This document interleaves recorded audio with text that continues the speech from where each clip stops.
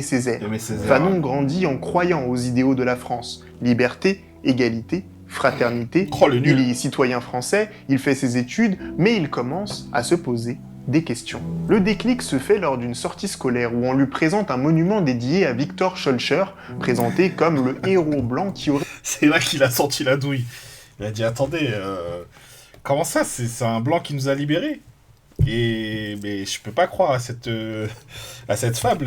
libéré les chers esclaves amis. noirs. Mais la réalité est bien plus complexe. Ouais, c'est un peu La plus France complexe. n'a pas aboli l'esclavage par pure bonté d'âme. Elle a été obligée pour éviter une révolte générale des esclaves. Pourtant, une dans le lutte, récit officiel, Fanon dira de ce moment « J'ai compris pour la première fois qu'on me racontait une histoire basée sur un déni, qu'on me montrait un ordre falsifié. » Ça, en vrai, c'est intéressant parce que c'est une expérience un peu renouvelée. Chaque fois, le rapport j'allais dire des personnes issues de la colonisation, parce que là, on a de moins en moins de personnes en France qui sont purement colonisées. Il y en a encore, hein, mais plutôt issues de la colonisation. Où tu as une histoire qui est racontée et tu sens que l'histoire elle est pas juste en fait, il n'y a pas tous les éléments de l'histoire et tu te dis ouais, c'est une douille ça un peu, non? Et donc le rapport des personnes non blanches à l'histoire et du coup à l'école comme institution qui fabrique le récit national, quoi. J'ai continué à faire du sport, à aller au cinéma, mais rien n'était plus pareil. C'était comme si je venais d'ouvrir les yeux et les oreilles. Dans son Ok, il est adolescence sorti de la et dans matrice. son jeune âge adulte, il a connu, en tout cas, il a éprouvé ce qu'est le racisme dans le regard des Blancs qui habitent en Martinique. Certains diront que Fanon est déjà woke, mais sa prise de conscience va s'accélérer pendant la Seconde Guerre mondiale. Ah ouais, ça c'est l'autre douille, ouais. Là ça se voyait un peu Au plus. début de la guerre, une flotte de 10 000 soldats français débarque en Martinique. À sa tête, l'amiral Robert, un fidèle allié de Pétain. Ouais, il a C'est l'air un vrai sympa, Robert. bouleversement dans la vie de l'île. Il doit être Très cool, vite, cool, le Robert, mépris regardez. des soldats français Il a une bonne tronche, Robert, là. Il doit être cool. pour les Martiniquais se fait sentir. Ils arrivent dans leur colonie, en terrain conquis. En plus de ça, la situation alimentaire devient catastrophique. La viande est Comment ça, la situation alimentaire en Martinique catastrophique? Je ne peux pas y croire. C'est fou les années 40. réservée aux soldats et les Martiniquais et Martiniquaises se partagent les restes. Fanon est révolté par l'attitude des hommes de Vichy, mais il croit toujours dans les idéaux français. Il décide donc de partir en dissidence. Ce qui doit nous interroger chez Fanon, c'est son premier engagement. L'engagement qu'il a eu lorsqu'il est parti en dissidence pour rejoindre les forces françaises de libération. La Il s'est engagé pour la France, le gars. Vous vous engagez pour la France ou pas? Si Poutine il attaque, vous vous engagez pour la France ou pas? dissidence, c'est le nom donné à la résistance en Martinique, en Guadeloupe et en Guyane. Pendant la Seconde Guerre mondiale, des milliers de dissidents ont refusé le régime de Vichy. Rappelez-vous bien qu'à l'époque, la métropole était coupée en deux, une partie envahie par les nazis et l'autre administrée par le régime de Vichy. Vous êtes plutôt quel team? Comme ça, là, vite fait. Pour ou contre Vichy? Donc tout ce qui restait à la France libre, c'était l'empire colonial. D'ailleurs, les capitales de la France libre vont être Brazzaville au Congo et Alger en Ouais, de Algérie. ouf. On en De parle ouf. rarement à l'école, mais c'est Effectivement. important d'en avoir bien conscience. Bref, Fanon quitte son lycée en janvier La France était pas forcément à Londres, hein, les gens. Merci pour le 1943. follow. Mais bon, il n'était pas tout seul, de toute façon. Ils sont partis en dissidence à plusieurs, avec Marcel Monville, avec d'autres personnes. Ils sont passés par la Dominique. Bon, c'est tout un périple, un rêve. Alors que Fanon est à l'étranger, la Martinique se soulève et chasse l'amiral Robert. Aussitôt, De Gaulle en profite pour appeler les Antillais et les Guyanais à rejoindre officiellement les forces françaises libres. Mais à cette époque, les avis sont divisés. Au lycée, certains profs noirs disent « Les Blancs se tuent entre eux, c'est mieux pour les nègres ». Mais Fanon leur répond « Chaque fois que la dignité et la liberté de l'homme sont en question, nous sommes concernés, blancs, noirs ou jaunes. Et chaque fois qu'elles seront menacées en quelque lieu que ce soit, je m'engagerai sans retour. » Il avait 17 ans. Donc, il y ait des professeurs installés qui considèrent que ça ne les concerne pas, je peux le comprendre. Mais je ne sais pas, à 17 ans, est-ce qu'on n'est pas un... Il y a des gens, c'est des sionistes et leur jeu, c'est de me follow. Vas-y, hein, vous allez devoir écouter du Fanon, hein, les gens. Un peu romantique, comment dire, un peu utopiste. Et il tient parole. Fanon rejoint le bataillon numéro 5 des forces françaises libres, direction Béjaïa, en Algérie, à l'école des aspirants. Dès son arrivée en Algérie, Fanon remarque un truc qui le frappe. Tout le monde n'est pas logé à la même enseigne. D'un côté les soldats français, de l'autre les soldats dits indigènes. Pas les mêmes rations, pas les mêmes uniformes, pas les mêmes droits. C'est la première fois qu'il découvre une autre colonie française et qu'il voit de ses propres yeux comment la France organise la ségrégation jusque dans son armée. Sauf que lui, il est dans une position assez rare. En tant que noir des Antilles, il a la citoyenneté française, contrairement aux Algériens qui sont soumis au code de l'indigénat. Donc il n'a pas le statut de colonisé, mais il reste discriminé à cause de sa couleur de peau. En 1944, son bataillon est envoyé à Oran pour préparer le débarquement dans le sud de la France. Il participe donc au débarquement de Saint-Tropez, ensuite il combat dans le Doubs où il est blessé, puis il participe à la bataille d'Alsace avec des soldats dans le Doubs, Semboy, dans le Doubs. De toutes les couleurs. Quelque temps après, il y a cette fameuse lettre qui est très connue, dont tout le monde connaît pratiquement tout par cœur, où il dit à ses parents « Je me suis trompé, le paysan français ne semble pas intéressé par défendre sa terre, donc qu'est-ce que je fais là ?» Un an que j'ai laissé Fort-de-France. Pourquoi ? Pour défendre un idéal obsolète. Je doute de tout, même de moi. Si je ne me retournais pas, si vous appreniez un jour ma mort face à l'ennemi, consolez-vous, mais ne dites jamais « il est mort pour la belle cause ». Car cette fausse idéologie, bouclier des laïciens et des politiciens imbéciles, ne doit plus nous illuminer. Je me suis trompé. Rien ici, rien qui justifie cette subite décision de me faire défenseur des intérêts du fermier quand lui-même s'en fout. Je pars demain, volontaire pour une mission périlleuse, je sais que j'y resterai. Oui, être confronté quand vous sortez de votre île au regard assassin de ceux qui dirigent l'armée ou même des soldats qui sont au même niveau que vous, la façon dont vous êtes traité doit être soit vous vous soumettez, soit vous réagissez. Ça coupe beaucoup, hein, là. Bon, certes, c'est 40 minutes de vidéo. Bon, ça charcute le discours de Mireille Fanon de la France. Et ça vous permet de vous construire autrement que dans une espèce de soumission, d'acceptation. Ouais, désolé. Désolé, j'ai des réflexes de monteur parce que je monte des interviews toute la journée. Ça manque de gain constant, là. J'entends les coupes. Alors qu'ils ont plutôt bien géré de changer de caméra pour les trucs. Bon, du coup, ça fait un truc un peu très très dynamique, on va dire. Mais bon, on entend que ça coupe. Qui fait que vous copiez le dominateur. Donc certainement que cette expérience a dû être un élément révélateur de cette espèce de rage qu'on peut sentir dans lui, en tout cas. Fanon survit. Et cette rage, il va devoir la canaliser. Il rentre donc en Martinique en 1945. Il a 20 ans. Après la guerre, Fanon termine enfin son lycée, décroche son bac et grâce à une bourse pour les anciens combattants, il revient en France pour étudier la médecine à Lyon. Il se spécialise en psychiatrie et commence son internat avec le docteur Dechaume. C'est aussi là qu'il se lance dans l'écriture de sa thèse. Mais Fanon n'est pas du genre à faire dans le classique. Il veut sortir du cadre et il propose un texte expérimental que Dechaume refuse. Tant pis. Ce texte verra quand même le jour quelques années plus tard sous le titre « Peau noire, masque blanc », un des livres les plus importants de la pensée antiraciste et de la carrière de Fanon. Donc si vous êtes une personne racisée en France ou que ces questions vous intéressent, vous devez absolument le lire. Ce livre, c'est un mélange entre témoignages personnels, analyse sociale et essai théorique. Fanon décrit ce que ça fait d'être noir dans une société coloniale dominée. L'expérience vécue du noir, comme il né par les blancs.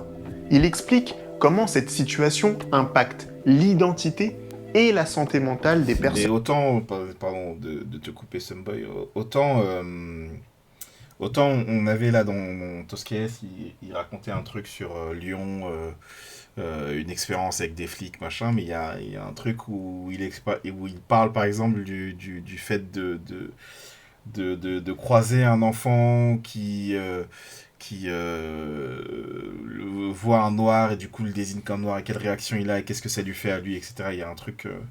ouais, il y a une description de l'expérience d'être racisé, d'être noir en particulier, qui est vraiment assez forte. Noir. Il analyse comment se construit le sentiment d'infériorité. Comment, pour être accepté, beaucoup de Noirs en France adoptent les codes, la langue et les valeurs du colonisateur. C'est ce qu'il appelle le masque blanc. Ce masque que les Noirs portent pour survivre dans une société raciste qui les refuse tels qu'ils sont. Et Fanon veut briser ce masque.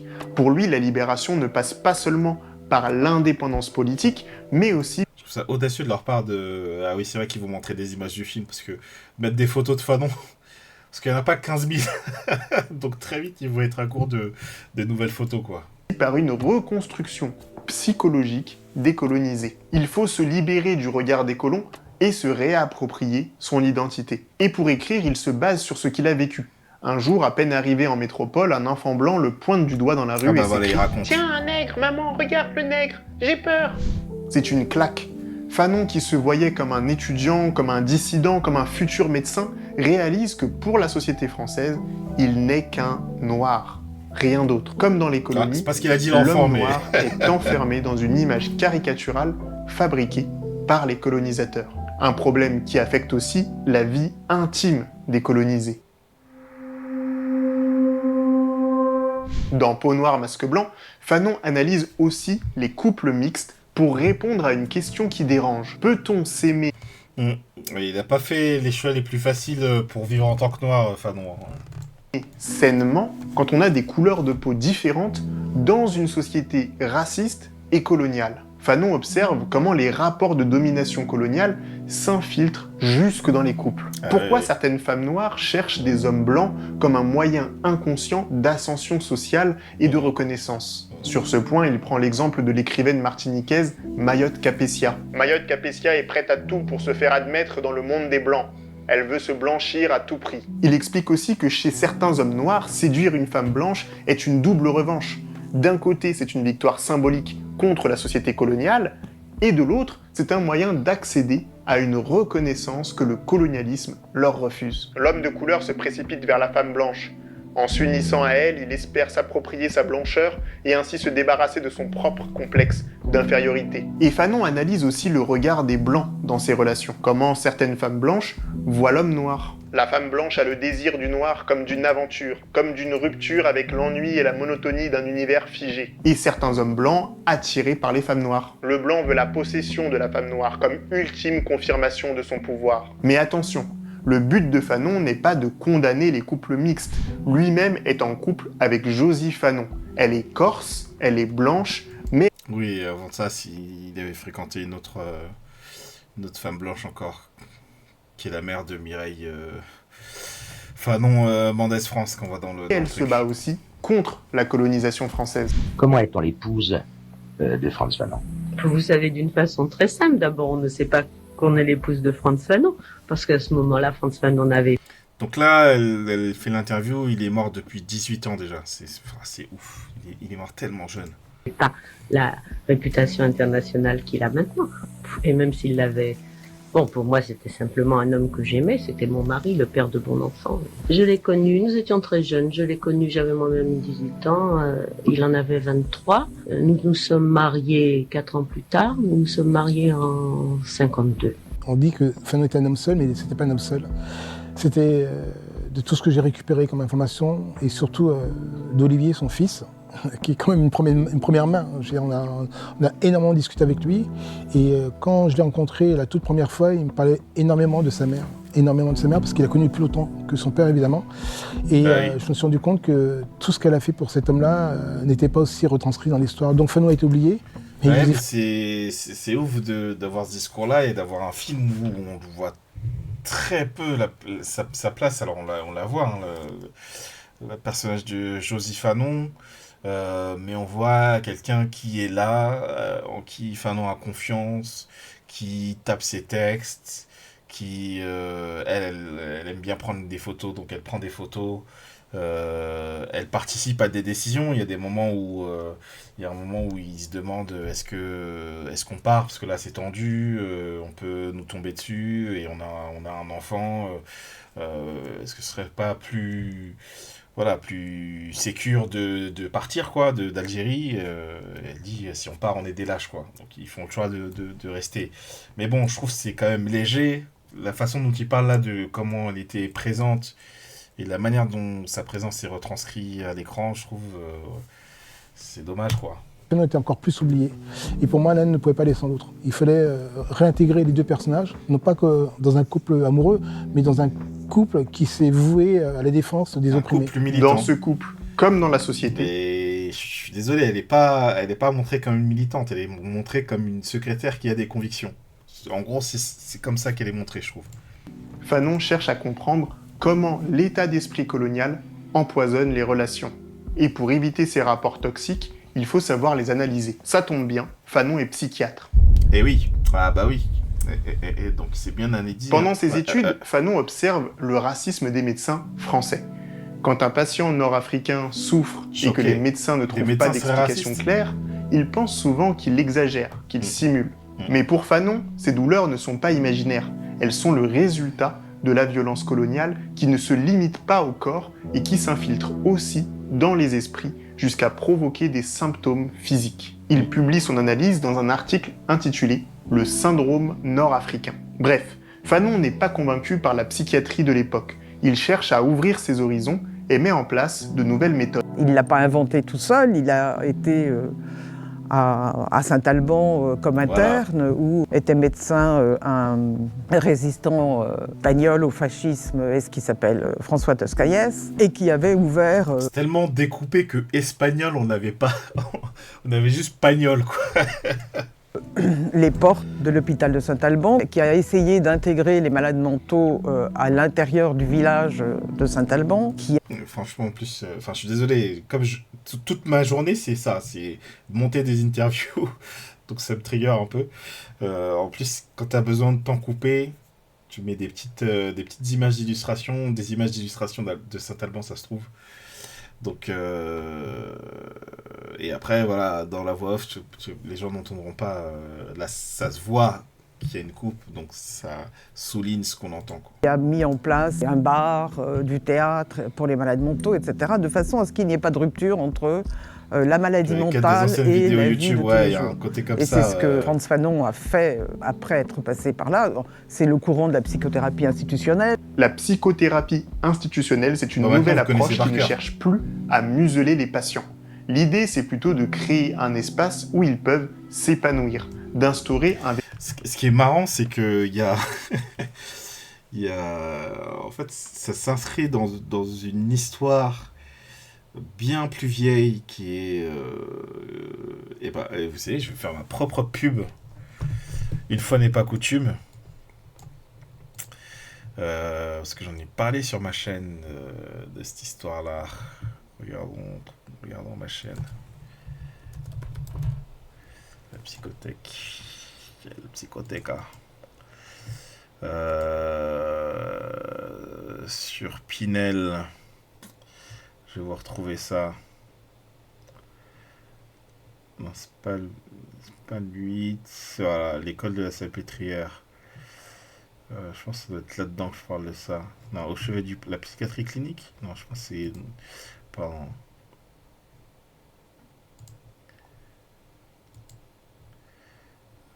Tac. Charcot. Non, non, le Charcot, oui, non. C'est bien avant ça. C'est peut-être la psychiatrie clinique. C'est peut-être là-dedans que j'en parle. Bon, on va pas regarder la vidéo, hein. J'essaie juste de vous trouver la bonne vidéo. Magnan.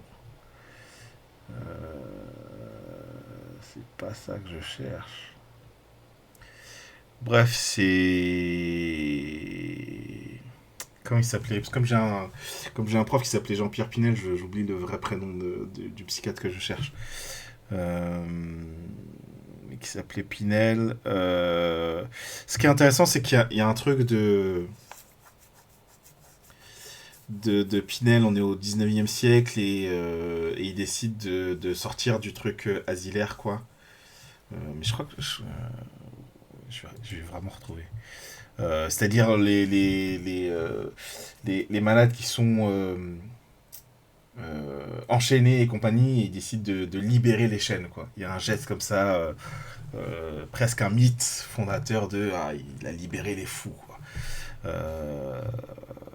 Et c'est presque reproduit ce truc. Ah bah voilà, libérer les fous, bah c'est celui-là. Fallait pas chercher midi à 14h. Hein. Donc dans cet épisode-là, je pense que c'est là-dedans que j'en parle.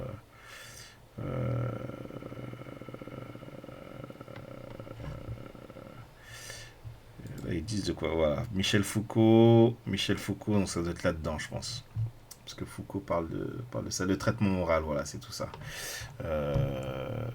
Donc dans cette vidéo-là, je parle de ce truc-là qu'on retrouve dans la manière, en tout cas, dont c'est exprimé dans ses mises en scène dans le film, mais je pense aussi dans la manière dont c'est raconté, le fait de, voilà, il arrive avec des nouvelles méthodes, Fanon et tout, donc en fait les méthodes sont pas nouvelles, c'est des trucs qui reprend de Saint-Alban, et même Saint-Alban, ça s'inscrit dans un truc qui préexistait déjà. Il y a un truc nouveau de vraiment amener une analyse politique, une analyse institutionnelle, marxiste de qu'est-ce que c'est que la psychiatrie, etc. Et du coup d'avoir une pratique vraiment transformée, ça c'est vraiment nouveau. Et c'est un truc que va faire effectivement Fanon. Mais le truc de il libère les fous, machin, et avec y compris un duo entre le psychiatre Pinel et l'infirmier psy Jean-Baptiste Pucin, je crois.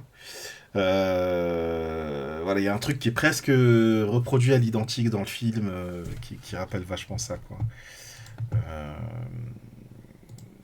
Bref, voilà. Véritable vivre ensemble entre soignants et malades. Et donc, ce qui l'a intéressé, je pense, c'était soigner l'humain, mais surtout, en même temps, identifier ce qui, dans la société dysfonctionnait, de façon à remédier à... Comment, pour le dire comme ça va être mal exprimé, mais comment ne pas être fou en étant colonisé dans une société coloniale? C'est le truc que lui va amener, Fanon, et plus globalement, ce qu'il y avait déjà dans la psychothérapie institutionnelle, c'est voilà, comment ne pas être fou dans une société folle. Enfin, vous voyez, c'est pas très bien exprimé, mais vous voyez l'idée, quoi. Ce qui dysfonctionnait dans la société. Fanon obtient son doctorat en médecine en 1951. Il passe aux Antilles, revient en France et commence à chercher un poste de médecin titulaire. Une opportunité se présente à l'hôpital de Blida, en Algérie. Sa candidature est retenue et le 23 novembre 1953, il prend officiellement ses fonctions. Un noir médecin, c'est rare à l'époque. Il envoie une lettre à Blida, enfin en Algérie, et puis je pense que son nom a dû faire confusion, France Fanon, donc on ne s'attend pas à voir arriver un médecin brillant antillais. À l'époque, il n'y avait quand même pas Internet, donc on ne peut pas googliser le nom. Mais je ne sais pas si même ses pairs, en tant que médecins, savaient qu'il était noir au départ. Et à un moment, ils ont dû s'en rendre compte. Et donc du coup, lui, il arrive vraiment en tant que chef médecin psychiatre à l'hôpital de Blida, donc tout un service à ses ordres, une liberté totale pour travailler sur ses malades. Et puis, je pense qu'il tombe là-bas sur une psychiatrie coloniale, où évidemment il y a une sorte de distinction flagrante entre les malades, on va dire les fous, parce que c'était comme ça on appelait à l'époque les malades, les fous, blancs. Donc là vous voyez justement la scène de la libération des fous, quoi. Venant de la France, habitant l'Algérie française, et les natifs, ce qu'on appelle les indigènes. Au début, la direction refuse de confier à Fanon de... Je vais écouter ce qu'il dit, parce qu'il y a un truc qui manque... justement dans le film. Dans le film, on le voit, je veux dire comme ça, en gros, soigner des Algériens. Mais dans son service, il avait un service effectivement d'hommes algériens, et il avait un service de femmes européennes, comme c'était dit, c'est-à-dire de françaises, quoi. Et du coup, c'est pas exactement la même chose. C'est que, du coup, dans son expérience, il y a le constat de choses différentes entre ce que tu proposes à un public et à l'autre et comment va réagir l'un ou l'autre, etc. Enfin, je trouvais que ça manquait, cette dimension-là manquait, quoi. Où évidemment il y a une sorte de distinction flagrante entre les malades, on va dire les fous, parce que c'était comme ça on appelait à l'époque les malades, les fous, blancs, colons, ou habitants, venant de la France, habitant l'Algérie française, et les natifs, ce qu'on appelle les indigènes. Au début, la direction refuse de confier à Fanon de vraies responsabilités. Il doit débattre pour être nommé chef du pavillon des femmes européennes et du pavillon des malades algériens qui vivent dans des conditions catastrophiques. Certains sont attachés à des arbres, d'autres en camisole. Lui, il décide de remettre tout le monde à niveau en tant que malade, dans les mêmes traitements, dans la même façon de progresser dans la maladie, dans la même façon de s'inquiéter de ces malades, dans la même façon de les faire travailler ensemble. Et il monte à cet hôpital-là des matchs de foot, il fait travailler dans des jardins, dans la peinture. Enfin, il développe là-bas vraiment un vrai schéma collaboratif. Et Fanon n'est pas le seul à mener ces réformes. Il travaille avec Jacques Azoulay, un interne juif algérien qui fait...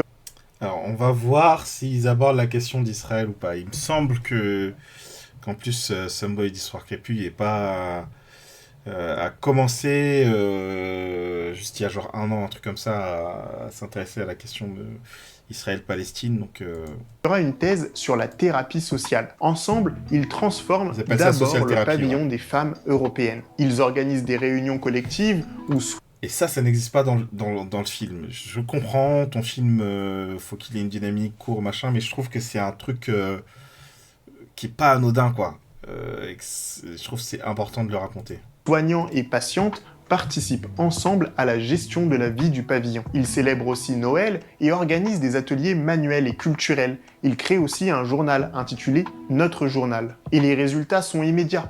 Les patientes vont mieux, les signes d'agitation diminuent, et surtout, les camisoles deviennent inutiles. Dans le pavillon des femmes européennes, la thérapie sociale est donc un véritable succès. Mais dans les pavillons réservés aux hommes indigènes, la méthode ne fonctionne pas, mais alors pas du tout. Très vite, Fanon et Azoulay réalisent leur erreur. Ils essayent d'imposer une méthode basée sur la culture occidentale à des patients qui n'ont pas du tout les mêmes repères. Et ça, c'est fondamental. Et ils le racontent tous les deux. Peut-être qu'il va le dire à Someboy dans un...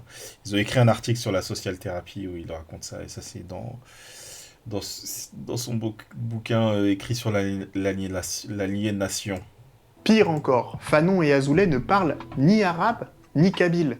Il faut changer d'approche. Compliqué. Fanon décide de faire appel à des soignants nord-africains capables de mieux communiquer. Et bon, voilà, tout ça, c'est des trucs que les gens racontent pas trop parce que tout le monde n'est pas psy, donc tout le monde n'a pas cette sensibilité-là, mais du coup, t'as tout le truc, si ce qui est raconté, c'est le truc de psychothérapie institutionnelle, etc. Ça, c'est plutôt bien connu dans le milieu militant. Mais en fait, ça, du coup, c'est des trucs qu'on va retrouver dans ce qu'on appelle l'ethnopsychiatrie. Alors, l'ethnopsychiatrie, ça va se développer autour de d'autres figures, pas en lien avec Fanon, etc., mais avec les mêmes principes. Par exemple, si tu as besoin de prendre en compte la culture du patient, parce que d'être dans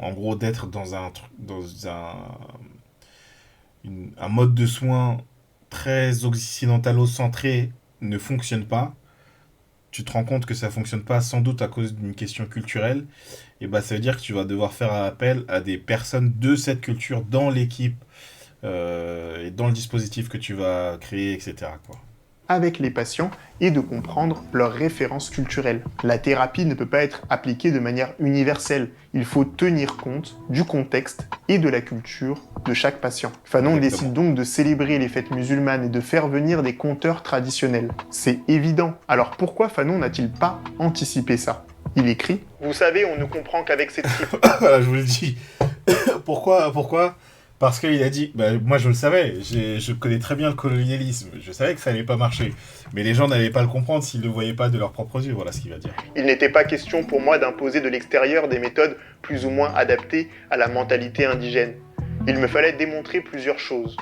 que la culture algérienne était porteuse de valeurs autres que la culture coloniale, que ces valeurs structurantes devaient être assumées sans complexe par ceux qui en sont porteurs, les Algériens, soignants ou soignés. Il me fallait, pour avoir l'adhésion du personnel algérien, susciter chez eux un sentiment de révolte sur le monde. Nous sommes aussi compétents que les Européens. C'était aux infirmiers algériens de suggérer les formes de sociabilité spécifiques et de les intégrer dans le processus de social thérapie. C'est ce qui est arrivé.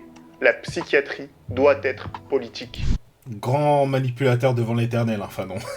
Son souci, enfin sa préoccupation, c'était de comprendre ce qui faisait que les gens deviennent mentalement malades. Et très rapidement, il a compris que c'était le contexte, la société dans laquelle ils évoluaient, et les contradictions de cette société, mais aussi la perception de l'autre dans ces sociétés, qui est un des éléments d'explication du... Je suis pas convaincu par la musique, je suis désolé, je suis dans les critiques du montage, mais la boucle est très courte, donc ça devient très vite répétitif. Là, on est à 20 minutes, on est à la moitié du truc, je commence à bien remarquer que la musique est là.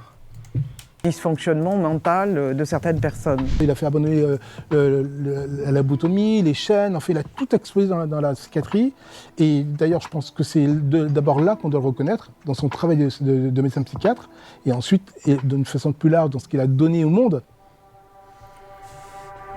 Let's go, c'est bien. Peu à peu, le travail de Fanon et ses positions anticoloniales se font connaître. Nous sommes en 1955, les indépendantistes commencent à faire appel à lui pour soigner des combattants atteints de troubles psychiques. C'est donc en tant que médecin psychiatre qu'il rencontre les nationalistes algériens. Ce souci de l'humain, tout compte fait, lui a fait déborder l'espace de l'hôpital psychiatrique, à savoir... C'est intéressant d'entendre ça après avoir lu le texte de Tosquès qui dit mais la psychothérapie institutionnelle n'est pas juste dans les murs de l'hôpital psychiatrique, quoi. Donc, effectivement, si tu tiens compte de la société, alors ça veut dire que ta pratique psychothérapeutique, psychiatrique, etc. ne peut pas se limiter à l'enceinte de tes murs, quoi. Bref. Du coup, le gars qu'on voyait dans les extraits du film, là, c'est Ramdan, je le connaissais pas, hein, c'est effectivement un militant du FLN. Ça, c'est pas forcément juste historiquement, on n'est pas sûr qu'ils se soient rencontrés, alors que dans le film, c'est montré comme vraiment ils deviennent amis, etc. Rien n'atteste de ça, de ce que j'ai cru comprendre. Mais j'ai trouvé ça quand même intéressant. Moi, je connaissais pas le personnage et je trouve il y a vraiment du temps qui est passé à montrer le personnage de Ramdan juste, et donc à donner une vision de la résistance algérienne, et je trouve que c'est une bonne chose en soi, quoi. Quitte à forcer le trait sur on sait pas s'ils se connaissent, mais dans le film on dit qu'ils se connaissent et qu'ils sont amis, quoi. Qu'à un moment donné, à Blida, c'était quand même la guerre de libération du peuple algérien de l'oppression française. Et il a été contacté d'abord en tant que médecin pour soigner, et puis de discussion en discussion, ils ont considéré que Fanon était un des leurs, un camarade, en tout cas un des leurs, et que son rôle a un petit peu changé. Néanmoins, il est toujours resté psychiatre. Fanon se lie d'amitié avec Abané Ramdan, l'un des leaders politiques. Ça, c'est pas établi. De ce que j'ai cru comprendre, c'est pas du tout établi. Il existe bien, ce gars, etc., mais on n'est pas sûr qu'ils se soient même rencontrés, quoi. Mais... politique du FLN, surnommé l'architecte de la Révolution. Depuis l'hôpital de Blida, il est témoin des crimes de l'armée française. Il soigne aussi les victimes de torture discrètement dans une petite salle opératoire, avec l'aide d'un pharmacien qui prépare en secret des ampoules de morphine pour soulager les blessés. Mais le plus incroyable, c'est que Fanon soigne aussi les colons français qui perdent la raison à force de torturer des Algériens. Ce sont des observations qu'il a faites lui-même. Et il y a une observation qui est extrêmement frappante sur le cas d'un commissaire de police français, que moi-même j'ai connu comme malade de mon mari, qui torturait des Algériens et qui lui-même est devenu fou sous l'influence de la pratique de son métier, et qui leur soit rentré chez lui. Ça, c'est montré dans le film, alors je sais pas si c'est la même personne, Mais là aussi, pareil, dans les critiques, je trouve que ça montre, en tout cas, une facette qu'on retrouve dans son travail qui est le fait de chercher à comprendre ce que la colonisation fait aux colonisés, mais ce que la colonisation fait aussi aux colons. Ça, c'est quelque chose qui existe dans son travail. Et d'avoir une critique du film sur le fait qu'il prenne euh, en charge un militaire français, tortionnaire, euh, c'est-à-dire, j'ai l'impression que c'est avoir un rapport un peu moral sur l'anticolonialisme et Fanon comme militant anticolonialiste, alors que je trouvais ça pas incohérent avec ce que je connais de son travail. Après, à voir si c'était cohérent historiquement, mais si on suit le témoignage de Josy Fanon, ça a l'air d'être cohérent, quoi. Lui, attachait sa femme sur une chaise et commençait à la torturer. C'est quand il en est arrivé là qu'il est venu voir mon mari et qu'il a... Et donc, il y a dans le film, alors, on nous dit pas ça, hein, on nous dit que c'est montré bizarrement d'ailleurs, parce que le gars a le militaire en question, il a un entretien avec son supérieur qui est pas satisfait de ses résultats et qui dit ouais, c'est bon, j'ai une solution machin, et du coup le gars se retrouve au service de Fanon, mais t'as plus l'impression que c'est un prétexte. On dit qu'il vient là, euh, qu'il parle pas, alors que la scène d'avant, il parlait dans l'entretien avec le supérieur, quoi, et qu'il vient là parce qu'il a été violent vis-à-vis de sa femme, mais bon, on n'a pas expliqué ce truc-là, quoi. Je trouve que c'est mal amené. Du coup, là, il y a quand même... dans le film, t'as l'impression que c'est... qu'il fait semblant un peu... Alors, petit à petit, t'as de moins en moins l'impression qu'il fait semblant, mais quand il arrive dans le service, t'as l'impression qu'il vient surtout pour espionner, quoi. Euh... Voilà. demandé à se faire soigner. Le tortionnaire qui applique la torture prétend réduire la victime à l'état de bête, de sous-homme. Mais c'est lui-même qui le réduit à l'état de sous-homme. Ouais. Fanon est témoin des impacts de la colonisation, aussi bien sur le colon que sur le colonisé. Il est convaincu qu'une telle violence ne peut pas durer éternellement. Il faut y mettre un terme par tous les moyens nécessaires. Pendant près de 3 ans, je me suis mis totalement au service de ce pays et des hommes qui l'habitent. Je n'ai ménagé ni mes efforts ni mon enthousiasme. Mais que sont l'enthousiasme et le souci de l'homme si journellement la réalité est tissée de mensonges, de lâcheté, du mépris de l'homme? Que sont les intentions si leur incarnation est rendue impossible par la haine des autochtones de ce pays? La folie est l'un des moyens qu'a l'homme de perdre sa liberté. Et je puis dire que placé à cette intersection, j'ai mesuré avec effroi l'ampleur de l'aliénation des habitants de ce pays. Si la psychiatrie est la technique médicale qui se propose de permettre à l'homme de ne plus se sentir étranger à son environnement, je me dois d'affirmer que l'arabe aliéné permanent dans son pays vit dans un état de dépersonnalisation absolue. Le statut de l'Algérie, une déshumanisation systématisée. C'est extraordinaire comment ça s'applique à toute situation coloniale, enfin à plein de situations coloniales en tout cas.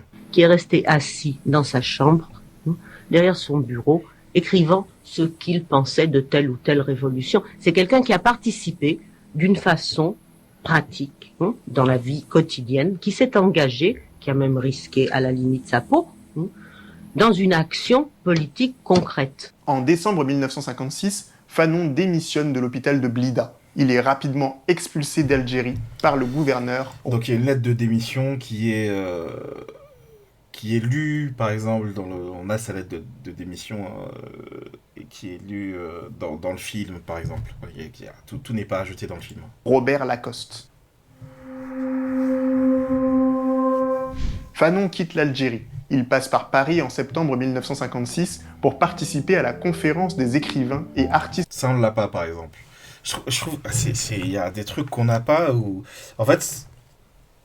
Moi, j'ai pas vu le tout début du film, j'ai raté le début. J'imagine qu'au début, il est en France. Mais j'en sais rien, parce que quand je suis arrivé dans la salle, vraiment, il y avait écrit il arrive en Algérie, quoi. 53, il arrive en Algérie. Et à partir de là, il est en Algérie et en Tunisie. Point. Alors que dans les faits, tu vois, ce qu'on nous montre, c'est qu'il meurt en Tunisie. dans les faits, il est mort à Washington, en fait. Et du coup, t'as pas le fait que... en fait, il voyage, ce mec, il est pas... c'est pas, il a mis un pied... il a mis un pied au Maghreb et il l'a jamais quitté, quoi.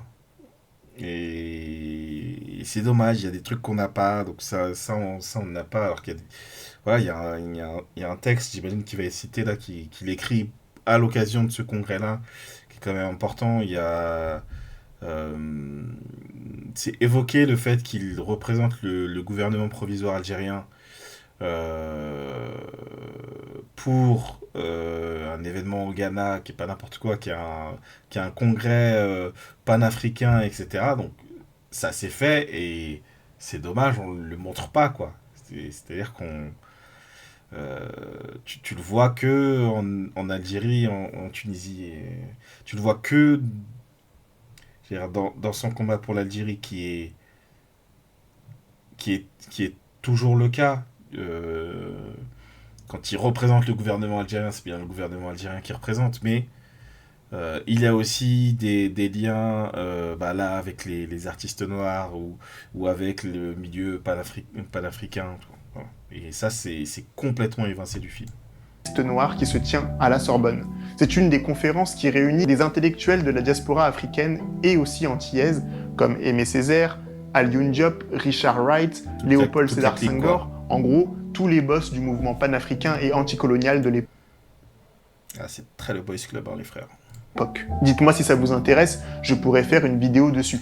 Et j'en profite pour vous rappeler qu'Histoire Crépue est un média indépendant qui vit grâce à vos dons. Si vous aimez notre travail et que vous avez les moyens de nous soutenir, rendez-vous sur le site histoirecrépue.fr. Bref, Fanon donne une conférence qui s'intitule « Racisme et culture », dans laquelle il explique comment le racisme biologique... Donc ça, c'est ce qu'on va lire juste après. ...se transforme en racisme culturel. Écoutez bien, c'est le seul enregistrement de sa voix à ma connaissance. Très intéressant. Si la culture est l'ensemble des comportements moteurs et mentaux nés de la rencontre de l'homme avec la nature et avec son semblable, on doit dire que le racisme est bel et bien un élément culturel. Il y a donc des cultures avec racisme et des cultures sans racisme. Le racisme n'a pas pu se scléroser. Il lui a fallu se renouveler, se nuancer, changer de physionomie. Le racisme vulgaire, primitif, simpliste, prétendait trouver dans le biologique la base matérielle de la doctrine. De telles affirmations brutales et massives cèdent la place à une argumentation plus fine. Ce racisme qui se veut rationnel, individuel, déterminé, génotypique et phénotypique se transforme en racisme culturel. Alors ça, banger. Donc déjà, je crois que c'est ce qu'il dit plus loin dans le même texte, c'est une société, elle est raciste ou elle l'est pas. Il n'y a pas de degré de racisme. En tout cas, là, il dit, ouais, il y a des cultures sans racisme, il y a des cultures avec racisme, il n'y a pas d'entre-deux, quoi. Et ensuite, le truc du racisme culturel, bon, qu'on va lire, hein, donc on aura plus le détail, mais il y a vraiment ce truc, cette acuité, j'allais dire, cette vision de l'importance que va avoir ce racisme culturel, alors que voilà, on a une vision du racisme vraiment qui est le racisme 19e, très biologique, etc. Et tout ça, ça arrive avant Sam Huntington et le choc des civilisations, et tout ce qu'on voit se déployer maintenant, c'est la forme la plus... qui se déploie le plus du racisme, c'est un truc de... voilà, non, mais c'est pas du racisme, c'est pas biologique, mais c'est juste une question de culture. Voilà, c'est pas une question de race, c'est une question de culture, mais en fait, qui est juste du racisme, quoi. Et lui, il dénonce ça déjà dans les années 50. L'objet du racisme n'est plus l'homme particulier, mais une certaine forme d'exister. Voilà. À l'extrême, on parle de message, de style culturel.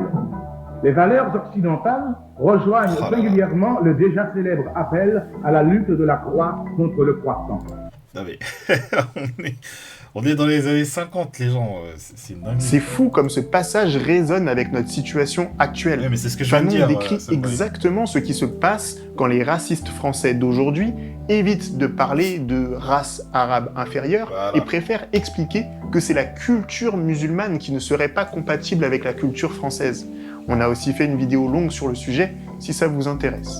Après cette conférence, Fanon et Josy renoncent à leur nationalité française et partent vivre en Tunisie. Il est allé en Tunisie et la première chose qu'il a faite, il a travaillé à l'hôpital de la Manouba et à l'hôpital Charles-Nicolle à Tunis. Donc il n'a jamais abandonné son rôle de médecin psychiatre, presque comme quelque chose d'essentiel à sa réflexion sur le devenir humain, l'être humain. Depuis la Tunisie, Fanon devient le rédacteur en chef du journal officiel du FLN.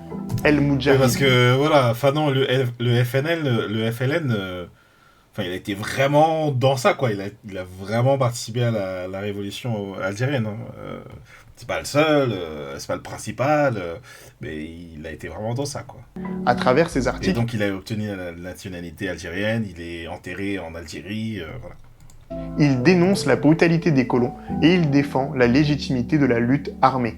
Il essaye de sensibiliser l'opinion internationale à la cause algérienne. Et il ne se limite pas à l'écriture. Il devient aussi un diplomate itinérant du FLN. Un Antillais qui parcourt l'Afrique pour parler de l'Algérie. Et c'est comme ça qu'il voyage au Ghana, au Mali, en Guinée. C'est cet aspect aussi qui est assez intéressant chez Fanon, c'est qu'il questionne qu'est-ce que la solidarité, et pour lui c'est une solidarité internationale. Dans les damnés, il explique bien que la lutte du peuple algérien ne doit pas seulement s'arrêter à la lutte de libération. Pour la petite histoire, donc Mireille Fanon, Mendès France, qui est la fille, donc Fanon a eu 2 enfants, une fille, un fils. C'est la fille aînée qui n'a pas connu son père, hein. En fait il était... je crois qu'il était déjà parti quand elle est née, déjà quitté la France, je crois. Elle a grandi en France. Je sais pas si elle l'a déjà rencontré, je sais pas, donc voilà, pour mettre un peu de relief à son discours quand elle cite ses textes, etc., c'est peut-être la seule façon pour elle d'avoir un lien avec son père, quoi. Du peuple algérien, hein, je suis pas sûr. Mais doit servir à l'unité africaine. Frantz Fanon a 36 ans. Il a été dissident contre Vichy, soldat des forces françaises libres, psychiatre en pleine guerre d'Algérie. Et... Ouais, il a fini le jeu, donc c'est la fin, là. Là, c'est la fin. Militant anticolonialiste du FLN. Son regard a évolué tout au long de son parcours. Il est temps pour lui de transmettre les leçons de ses expériences. C'est un homme qui a vécu toujours d'une façon très intense. Il n'avait pas le temps d'être nostalgique. On peut dire que c'était quelqu'un de passionné, animé par une grande passion, mais une passion canalisée. Si on n'est pas passionné, on ne peut pas se lancer dans une grande action, une action révolutionnaire. Pour moi, c'est impossible. Un révolutionnaire doit d'abord être passionné. Il doit être aussi romantique. Un révolutionnaire n'est pas quelqu'un de froid. Mais pour que son action débouche sur quelque chose d'utile, il faut qu'elle soit organisée d'une façon rigoureuse. Le plus rigoureuse possible. Alors, je crois qu'ils ont changé de musique. Je crois que c'est pire, là. Il y a un truc un peu lugubre dans la mélodie, là. Bon, je sais qu'on est en train de parler qu'il arrive à la fin de sa vie et tout, mais bon, c'est un peu badant. Les révolutionnaires ne sont jamais très rigoureux. Fanon n'a pas le choix. Il doit être rigoureux. Il veut écrire un nouveau livre, mais il vient de découvrir qu'il est atteint d'une leucémie et qu'il lui reste très peu de temps à vivre. On a découvert l'existence de la maladie en décembre 60. Il est mort en décembre 61. Et il a écrit Les damnés de la Terre. Dans une période très très courte, il a écrit Les damnés de la Terre en à peine 4 mois. 3 mois. Entre février, mars et avril. Comme je vous ai dit tout à l'heure, il n'avait pas le temps de penser. Finalement, il n'avait peut-être pas le temps de penser à lui-même. Donc, il n'avait pas le temps de penser à sa mort. Il s'est battu contre la mort. Il ne voulait pas mourir. Les damnés de la Terre, c'est le texte qui résume le mieux la pensée de Fanon sur la colonisation et les luttes de libération. C'est à la fois une analyse politique, une réflexion psychologique et un appel à l'action révolutionnaire. Quand il écrit ce livre, il ne sait pas encore si la France va être vaincue en Algérie, mais il développe une idée centrale. Oui, parce qu'il est... Du coup, il est mort avant de voir l'Algérie libérée, hein.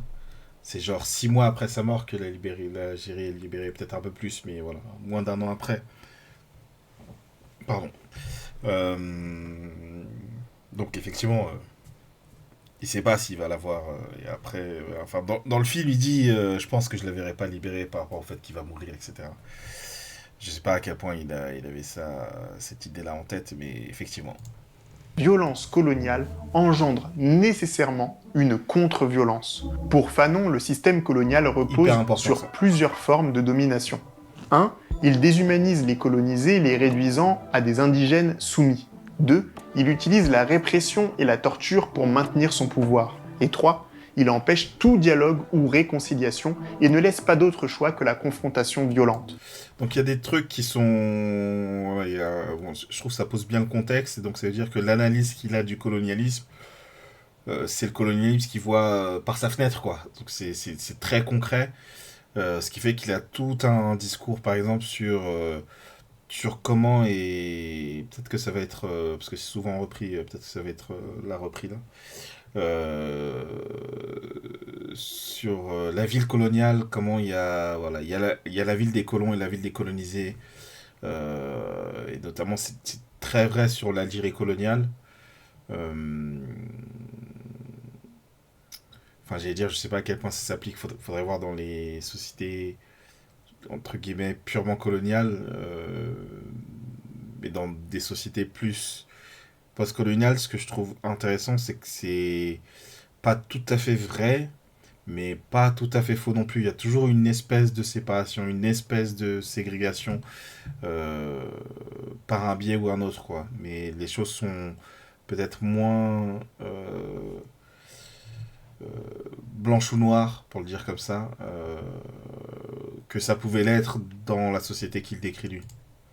C'est pourquoi Fanon affirme que la violence révolutionnaire n'est pas seulement une nécessité politique, mais c'est aussi un moyen de guérison psychologique pour les colonisés. Exact. En prenant les armes, le colonisé reprend le contrôle de son destin et se reconstruit à la fois individuellement et collectivement. C'est dans ce contexte que Fanon écrit cette célèbre phrase radicale. Pour le colonisé, la vie ne peut surgir que du cadavre en décomposition du colon. Mais les damnés de la terre ne se résument pas à un appel à la lutte armée. Fanon va plus loin.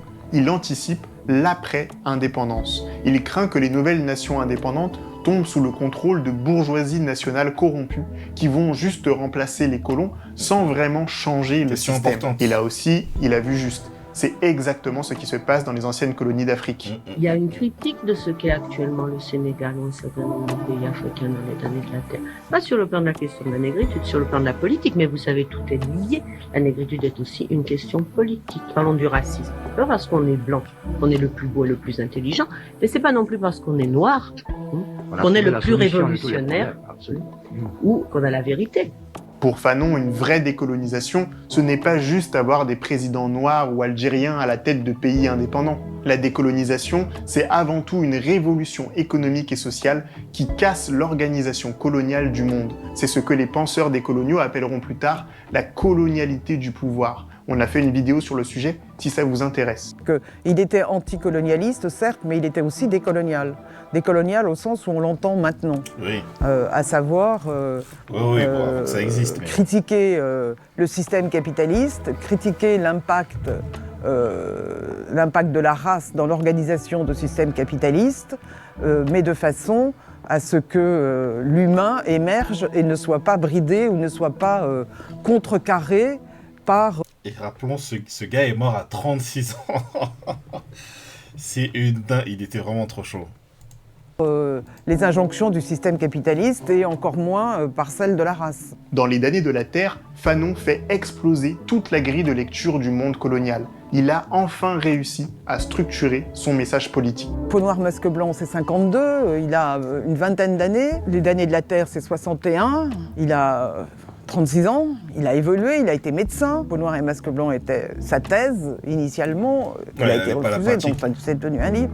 Donc on voit bien qu'il a évolué. La rage qu'il exprimait dans Peau noire et masque blanc, elle s'est transformée en combat politique. Alors il y a certainement une espèce de moteur comme ça, de colère rentrée, canalisée et analysée. Fanon a réussi à transformer son seum en énergie politique. Et cette énergie va résonner avec Jean-Paul Sartre, qui rédige la préface du livre. En pleine guerre d'Algérie, Sartre écrit « Il n'y a pas de violence, il n'y a qu'une violence réciproque, et c'est celle des colonisés qui, en dernier ressort, s'exercent contre le colonialisme. » Ça y est, tout est écrit. Le livre Les damnés de la terre est publié en 1961, quelques mois avant la mort de Fanon.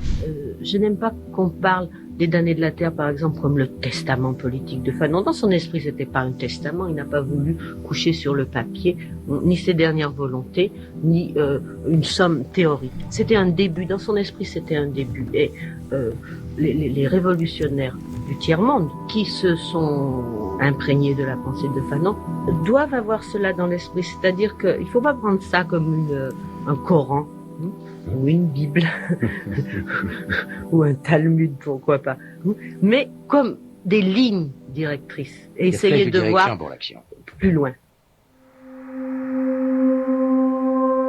Que reste-t-il de Fanon aujourd'hui?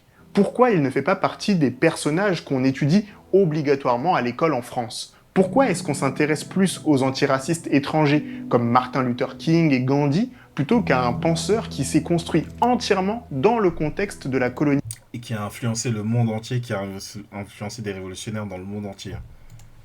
Française. La pensée de Fanon, elle est perçue comme trop contestataire, révolutionnaire, et puis faisant réfléchir les gens. Je pense que c'est ça aussi qu'on lui reproche. C'est d'être une arme de réflexion chez les gens qui sont racisés et qui... Et c'est vrai on voit dans les citations, c'est ça qui est bien dans cette vidéo, mais aussi dans le film, c'est que son discours est présent, et du coup, il a une manière d'articuler les choses où il exprime les choses assez simplement. Vous voyez, c'est pas du Toscaïès. Il dit des choses assez simplement. Et il y a presque un truc de... Bah oui, mais ça paraît évident. Mais en fait, il est trop chaud de l'avoir vu, quoi. Il n'aurait pas encore formalisé exactement la forme de racisme à laquelle ils sont soumis. La pensée de Fanon est une arme redoutable, mais il faut dire que ses livres, ils sont très techniques et difficiles pour le grand public. Alors comment partager Fanon? Faut-il raconter sa vie? Je pense que quand un homme a eu cette importance, ça ne vient pas grand-chose de raconter des souvenirs sur sa vie privée. Il faut plutôt essayer de travailler dans la direction qu'il a tracée et de continuer son œuvre plutôt que de parler de lui. D'accord, j'ai compris. Mais en même temps, on a besoin de repères pour s'identifier. Souvent, les militants cherchent des modèles, des héros. Mais je pense que le meilleur moyen, c'est pas d'héroïser sa vie, ça n'a aucun intérêt. Les héros sont des gens morts, on leur fait dire ce qu'on veut. Donc, et on les rend acceptables. Je crois que les gens ont besoin de faire rentrer, à l'heure actuelle, les gens ont besoin de faire rentrer dans leur case des gens qui n'y étaient pas pour donner de la substance à leur argumentation. Or, en tant qu'activiste, en tant qu'intellectuel, on se doit de ne pas faire, c'est bien ça. On n'a pas besoin de faire rentrer des gens dans nos cases. Ces gens qui ont jalonné l'histoire et qui ont apporté quelque chose à la réflexion, à la compréhension du monde et surtout à chercher à sortir de ce couple terrible capitalisme-racisme, race et capitalisme, on doit les laisser là où ils sont parce qu'ils nous servent à ce niveau-là. Ce qu'on demande à quelqu'un comme Fanon, la raison pour laquelle il nous aide, c'est justement qu'il permet de mettre en mots hors des cadres de référence. Je suis désolé de la couper, mais pour le coup, là, je trouve la musique mieux. Je préfère celle-ci. Des cadres qui nous sont imposés. C'est ça qui est intéressant chez Fanon. Chez Fanon, c'est le plus intéressant, c'est pas sa vie. Il a eu une vie courte, bon, c'est tout, c'est comme ça, c'est pas un héros parce qu'il a eu une vie courte, il est mort d'un cancer, ça n'a rien d'héroïque de mourir d'un cancer. Je suis d'accord avec cette idée. Transformer Fanon en un héros n'est pas utile pour le déploiement des luttes. Les phénomènes d'héroïsation nous empêchent souvent de comprendre les contradictions et même l'humanité des gens qui ont fait l'histoire. Au lieu de le fétichiser, voyons plutôt comment sa pensée résonne avec nous. Dans le film Fanon, Jean-Claude Barny raconte la période algérienne de la vie de Fanon, ce moment où il est témoin des crimes coloniaux de la France. Et le film résonne parfaitement avec l'actualité de 2025, où la France fait le déni de ces crimes en Algérie. C'est à la fois bienvenue, merci le raid, bienvenue. Bienvenue les gens. On est en train de terminer Merci pour le follow, Saucifris. On est en train de terminer l'histoire de Frantz Fanon par Histoire Crépue. C'était vachement intéressant et on va terminer le live avec, vous arrivez au bon moment, au moment où on va lire du Fanon, quelques pages sur le racisme culturel. À quel point ce film répond à l'actualité, Mais je dirais, c'est pas le film qui répond à l'actualité, c'est le message de Fanon qui répond à l'actualité. Et c'est ça qui est effrayant. C'est que ce monsieur avait une vision, mais pas prophétique, mais avait une vision sur ce que nous, on devait arriver. Et puis, il parlait d'une actualité, c'est la guerre d'Algérie, la colonisation, mais je lui dis, mais comment aujourd'hui, il a vu dans quelle catastrophe on allait aller. Il nous oblige aussi à voir, à ne pas se laisser enfumer, justement. Vous avez fait quoi là sur Twitch À bien... sur le live.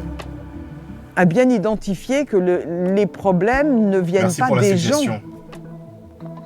Mais le problème vient bien d'un système.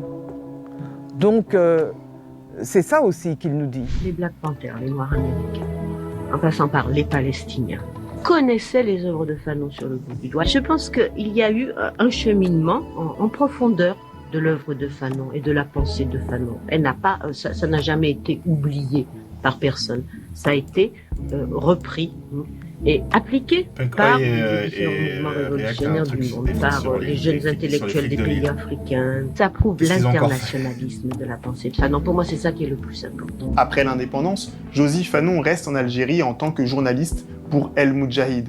Elle continue de militer et fait résonner la pensée de Frantz Fanon jusqu'en 1989, l'année où malheureusement, elle choisit de se donner la mort. On arrive à la fin de cette vidéo, qui est une sorte d'introduction à Frantz Fanon. Il reste encore beaucoup de choses à dire, et surtout à lire dans ses différents livres. Comprendre la pensée de Fanon est plus que jamais indispensable, car il nous donne des outils pour lire le monde dans lequel nous vivons. Des outils si précieux que même l'extrême droite essaye de les utiliser. Je ne sais pas si vous êtes au courant, mais l'écrivain d'extrême droite Renaud Camus, celui qui a écrit la théorie du grand remplacement, il mentionne souvent Fanon. Tous les textes majeurs de la lutte contre la colonisation s'appliquent remarquablement à la France, en particulier ceux de Frantz Fanon. Pourquoi s'inspirer d'un penseur anticolonialiste ?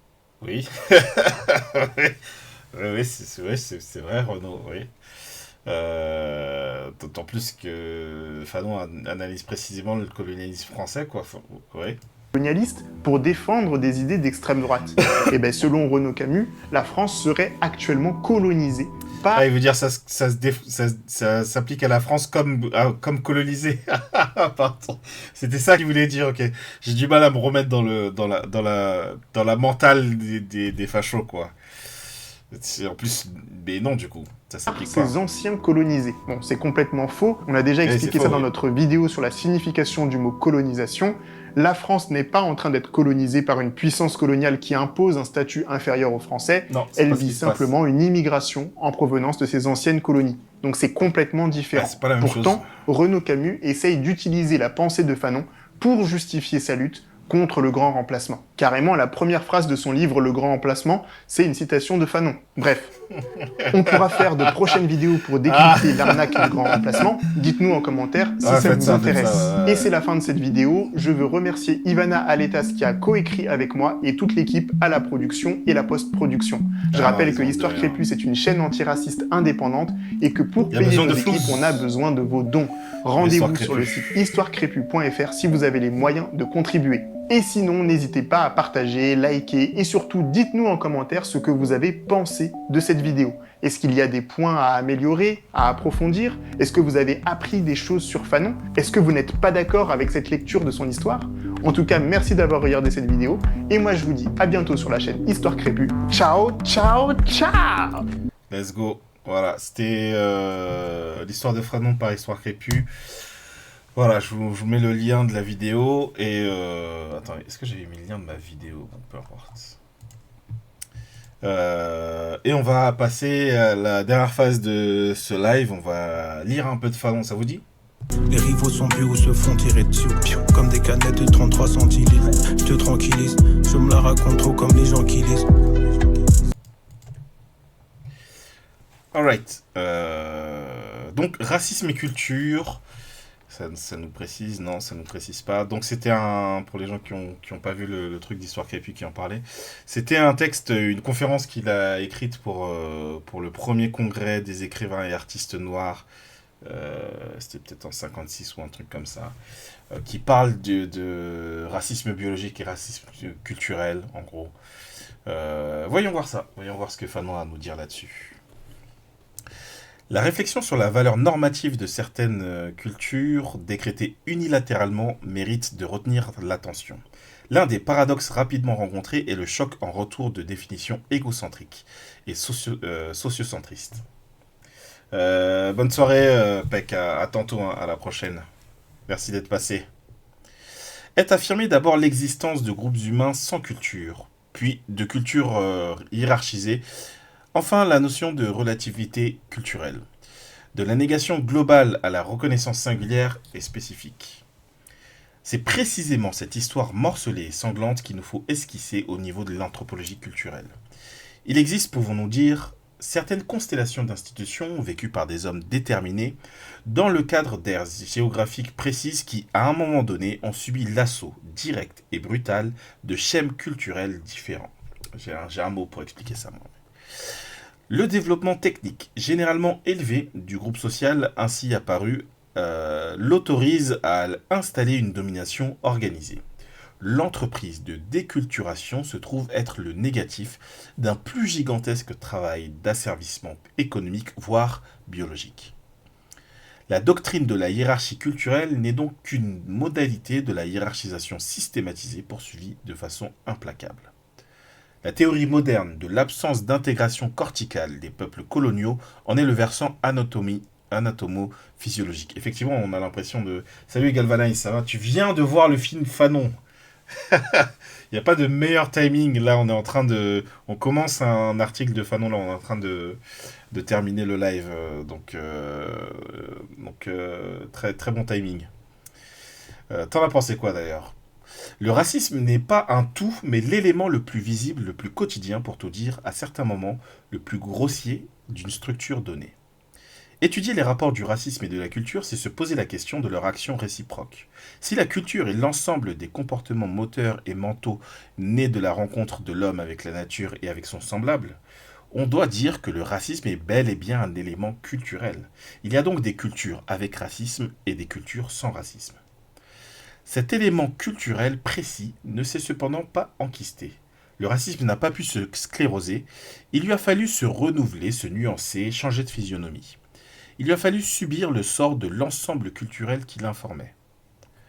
Le racisme vulgaire, primitif, simpliste, prétendait trouver dans le biologique, les écritures s'étant révélées insuffisantes, la base matérielle de la doctrine. Il serait fastidieux de rappeler les efforts entrepris alors. Forme comparée du crâne, quantité et configuration des sillons de l'encéphale, caractéristiques de couches cellulaires de l'écorce, dimension des vertèbres, aspect microscopique de l'épiderme, etc. Chiant, oubliable. Ah, je suis pas d'accord. Non, j'ai pas trouvé ça chiant, moi. Je trouvais que ça, au contraire, ça donnait vie à, ça donnait vie à Fanon. Et je trouvais que c'était une bonne entrée en matière envers le personnage. Oubliable, je sais pas, ça sent encore autre chose. Le primitif, il n'y a pas énormément de films sur Fanon, encore moins de fiction. Hein. Le primitivisme intellectuel et émotionnel apparaissait comme une conséquence banale, une reconnaissance d'existence. De telles affirmations, brutales et massives, cèdent la place à une argumentation plus fine. Ça et là, toutefois, se font jour quelques résurgences. C'est ainsi que la labilité émotionnelle du noir, l'intégration sous-corticale de l'arabe, la culpabilité quasi générique du juif sont des données que l'on retrouve chez quelques écrivains contemporains. La monographie de Carothers par exemple, patronnée par l'OMS, fait état, à partir d'arguments scientifiques, d'une lobotomie physiologique du noir d'Afrique. Ces positions séquelaires tendent en tout cas à disparaître. Ce racisme qui se veut rationnel, individuel, déterminé, génotypique et phénotypique se transforme en racisme culturel. L'objet du racisme n'est plus l'homme particulier, mais une certaine forme d'exister. À l'extrême, on parle de message, de style culturel. Les valeurs occidentales rejoignent singulièrement le déjà célèbre appel à la lutte de la croix contre le croissant. Il est charismatique, mais la réalisation ne marche pas. Il est très charismatique, effectivement, le comédien. Ouais. Certes, l'équation morphologique n'a pas disparu totalement, mais les événements des 30 dernières années ont ébranlé les convictions les plus encapsulées, bouleversé l'échiquier, restructuré un grand nombre de rapports. Le souvenir de nazisme, la commune misère d'hommes différents, le commun asservissement de groupes sociaux importants, l'apparition de colonies européennes, c'est-à-dire l'institution d'un régime colonial en pleine terre d'Europe, la prise de conscience des travailleurs des pays colonisateurs et racistes, l'évolution des techniques, tout cela a modifié profondément l'aspect du problème. Il nous faut chercher au niveau de la culture les conséquences de ce racisme. Le racisme, nous l'avons vu, n'est qu'un élément d'un plus vaste ensemble, celui de l'oppression systématisée d'un peuple. Comment se comporte un peuple qui opprime ? Ici, les constantes sont retrouvées. On assiste à la destruction des valeurs culturelles, des modalités d'existence. Le langage, l'habillement, les techniques sont dévalorisés. Comment rendre compte de cette constante ? Les psychologues qui ont tendance à tout expliquer par des mouvements de l'âme prétendent retrouver ce comportement au niveau des contacts entre particuliers. Critique d'un chapeau original, d'une façon de parler et de marcher. De pareilles tentatives ignorent volontairement le caractère incomparable de la situation coloniale. En réalité, les nations qui entreprennent une guerre coloniale ne se préoccupent pas de confronter les cultures. La guerre coloniale est une gigantesque affaire commerciale et toute perspective doit être amenée à cette donnée. L'asservissement, au sens le plus rigoureux, de la population autochtone est la première nécessité. Pour cela, il faut briser ces systèmes de référence. L'expropriation, le dépouillement, la razzia, le meurtre objectif se doublent d'une mise à sac des chaînes culturelles, ou du moins conditionnent cette mise à sac. Le panorama social est déstructuré, les valeurs bafouées, écrasées, vidées. Les lignes de force écroulées n'ordonnent plus. En face, un nouvel ensemble imposé ne propose pas, mais affirme, pesant de tout son poids de canon et de sabre. La mise en place du régime colonial n'entraîne pas pour autant la mort de la culture autochtone. Il ressort au contraire de l'observation historique que le but recherché est davantage une agonie continuée qu'une disparition totale de la culture préexistante. Cette culture, autrement vivante et ouverte sur l'avenir, se ferme, figée dans le statut colonial, prise dans le carcan de l'oppression. À la fois présente et momifiée, elle atteste contre ses membres. Elle les définit en effet sans appel. La momification culturelle entraîne une momification de la pensée individuelle. L'apathie si universellement signalée par des peuples coloniaux n'est que la conséquence logique de cette opération. Le reproche de l'inertie constamment adressée à l'indigène est le comble de la mauvaise foi. Comme s'il était possible à un homme d'évoluer autrement que dans le cadre d'une culture qui le reconnaît et qu'il décide d'assumer. C'est ainsi que l'on assiste à la mise en place d'organismes archaïques, inertes, fonctionnant sous la surveillance de l'oppresseur et calqués caricaturalement sur des institutions autrefois fécondes. Ces organismes traduisent apparemment le respect de la tradition, des spécificités culturelles, de la personnalité du peuple asservi. Ce pseudo-respect s'identifie en fait au mépris le plus conséquent, au sadisme le plus élaboré. La caractéristique d'une culture est d'être ouverte, parcourue de lignes de force spontanées, généreuses, fécondes. L'installation d'hommes sûrs, chargés d'exécuter certains gestes, est une mystification qui ne trompe personne. C'est ainsi que les djemmas kabyles, nommés par l'autorité française, ne sont pas reconnus par les autochtones. Elles sont doublées d'une autre djemma élue démocratiquement. Et naturellement, la deuxième dicte la plupart du temps sa conduite à la première. Le souci constamment affirmé de respecter la culture des populations autochtones ne signifie donc pas la prise en compte des valeurs portées par la culture, incarnées par les hommes. Bien plutôt, on devine dans cette démarche une volonté d'objectiver, d'encapsuler, d'emprisonner, d'enquister. Des phrases telles que « je les connais »,« ils sont comme ça » traduisent cette objectivation maximum réussie. Ainsi, je connais les gestes, les pensées qui définissent ces hommes. L'exotisme est une des formes de cette simplification. Dès lors, aucune confrontation culturelle ne peut exister.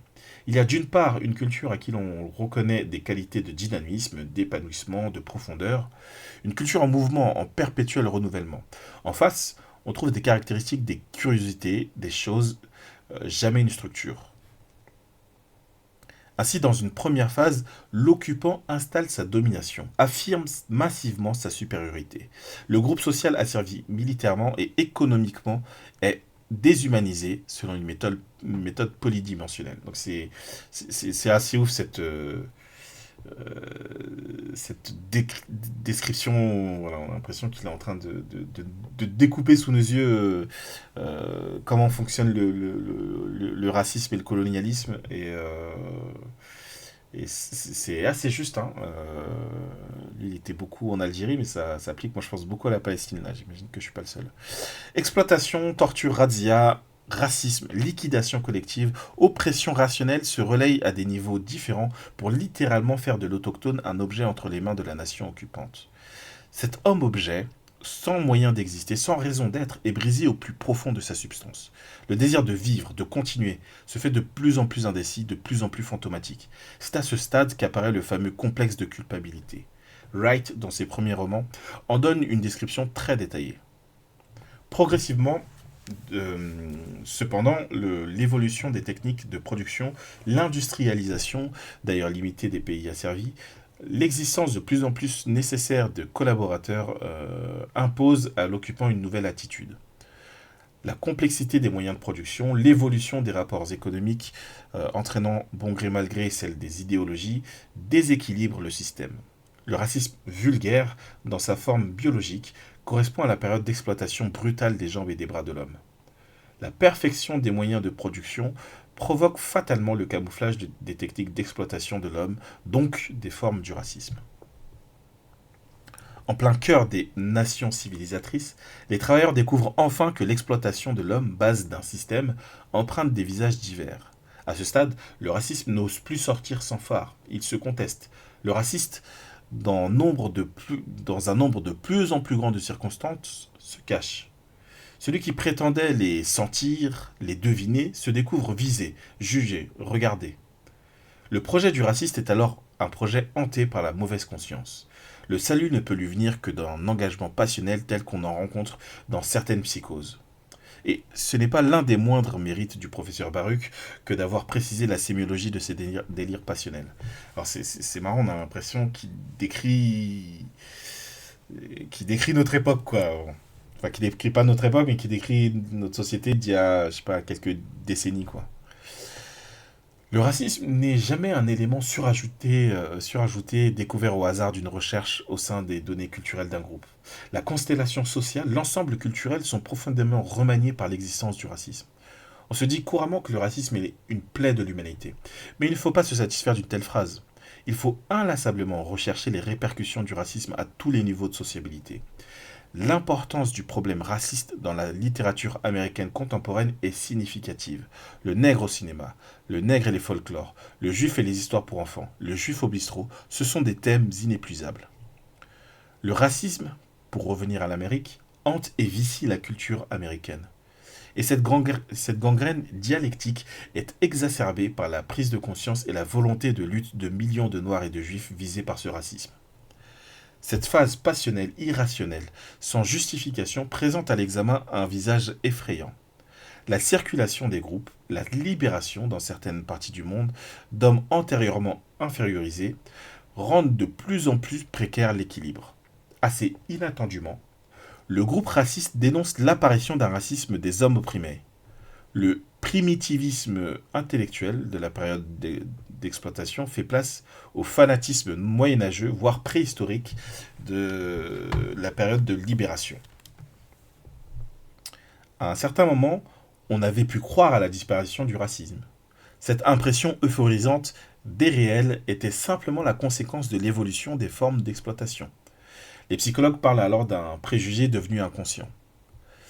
La vérité est que la rigueur du système rend superflue l'affirmation quotidienne d'une supériorité. La nécessité de faire appel à des degrés divers à l'adhésion, à la collaboration de l'autochtone modifie les rapports dans un sens moins brutal, plus nuancé, plus cultivé. Il n'est d'ailleurs pas rare de voir apparaître à ce stade une idéologie démocratique et humaine. L'entreprise commerciale, c'est assassin ce qu'il est en train de décrire là.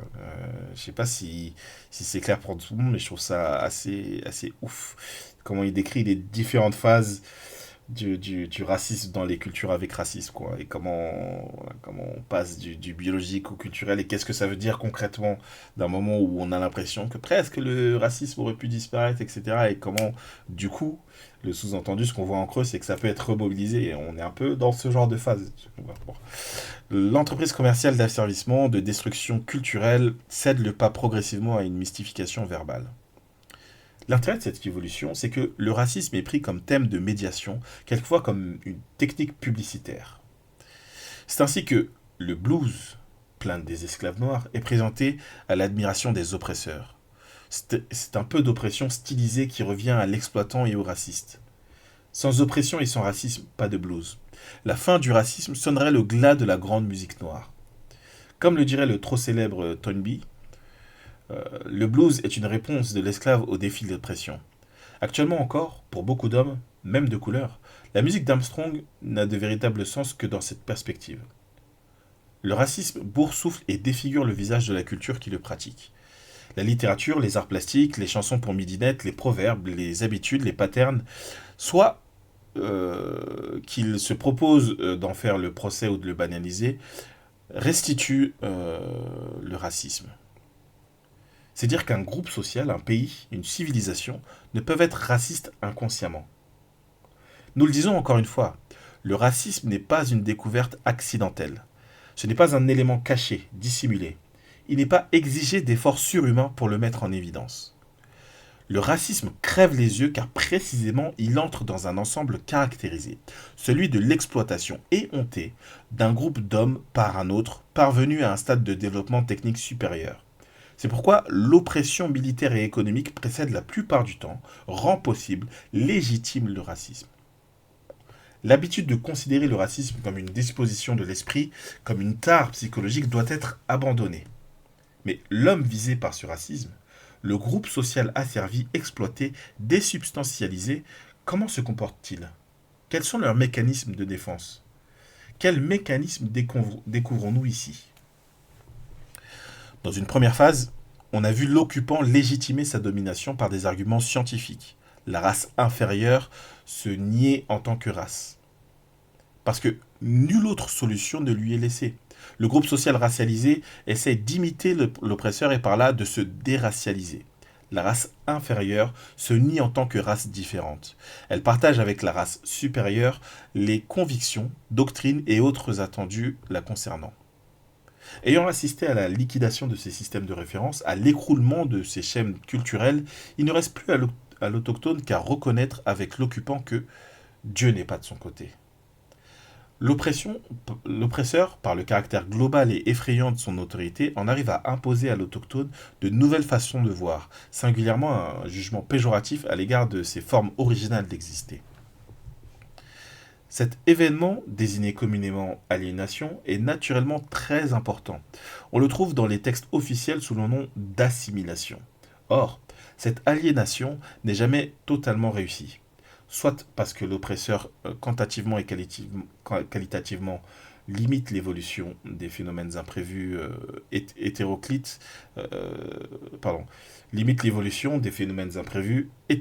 font leur apparition. Le groupe infériorisé avait admis la force de raisonnement étant implacable, que ces malheurs procédaient directement de ses caractéristiques raciales et culturelles. Culpabilité et infériorité sont les conséquences habituelles de cette dialectique. L'opprimé tente alors d'y échapper, d'une part en proclamant son adhésion totale et inconditionnelle au nouveau modèle culturel, d'autre part en prononçant une condamnation irréversible de son style culturel propre. Pourtant, la nécessité pour l'oppresseur à un moment donné de dissimuler les formes d'exploitation n'entraîne pas la disparition de cette dernière. Les rapports économiques plus élaborés, moins grossiers, exigent un revêtement quotidien, mais l'aliénation à ce niveau demeure épouvantable. Ayant jugé, condamné, abandonné ses formes culturelles, son langage, son alimentation, ses démarches sexuelles, cette façon de s'asseoir, de se reposer, de rire, de se divertir, l'opprimé, avec l'énergie et la ténacité du naufragé, se rue sur la culture imposée. Développant ses connaissances techniques au contact de machines de plus en plus perfectionnées, Entrant dans le circuit dynamique de la production industrielle, rencontrant des hommes de régions éloignées dans le cadre de la concentration des capitaux, donc des lieux de travail, découvrant la chaîne, l'équipe, le temps de production, c'est-à-dire le rendement à l'heure, l'opprimé constate comme un scandale le maintien à son égard du racisme et du mépris. C'est à ce niveau que l'on fait du racisme une histoire de personne.